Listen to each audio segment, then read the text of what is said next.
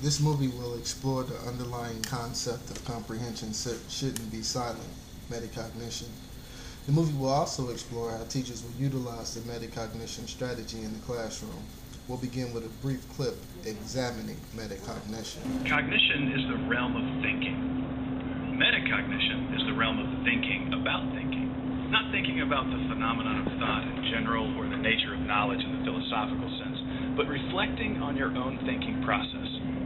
If cognition is what happens in your mind while you're engaged in learning, metacognition is what happens in your mind when you're engaged in monitoring and managing your learning. Consider painting a self-portrait. There are two levels of activity. There's painting, the touch of the brush to the canvas.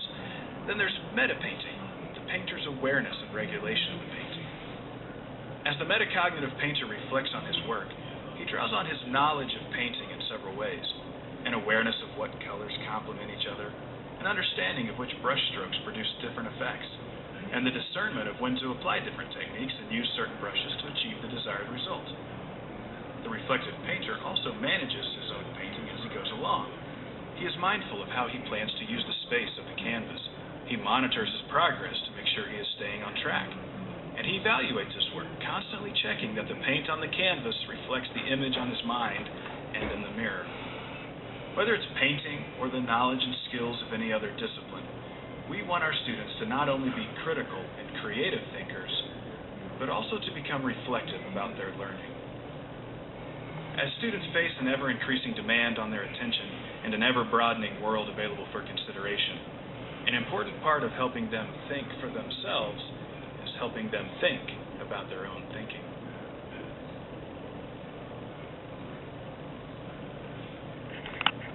Metacognition is thinking about thinking. We want our students to be reflective readers who utilize a variety of comprehension strategies automatically.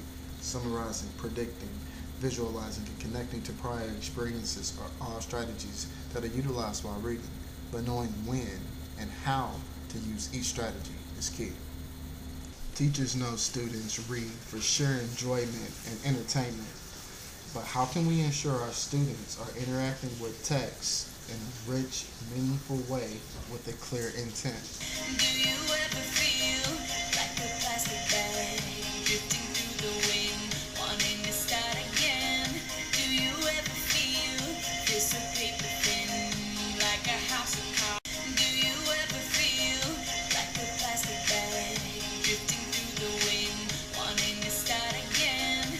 Do you ever feel this a paper thin, like a house of cards, one blow from caving? Comprehension shouldn't be silent teaches the reader how to encourage students to verbalize their thought processes for refinement.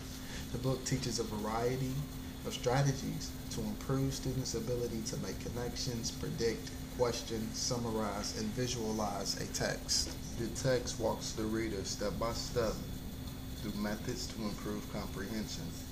We learn about read-alouds, literature circles, pitfalls of the metacognition approach, and are exposed to an abundance of resources within the text. Comprehension Shouldn't Be Silent does a masterful job teaching the skills, methods, strategies, and thought processes necessary to improve reading comprehension.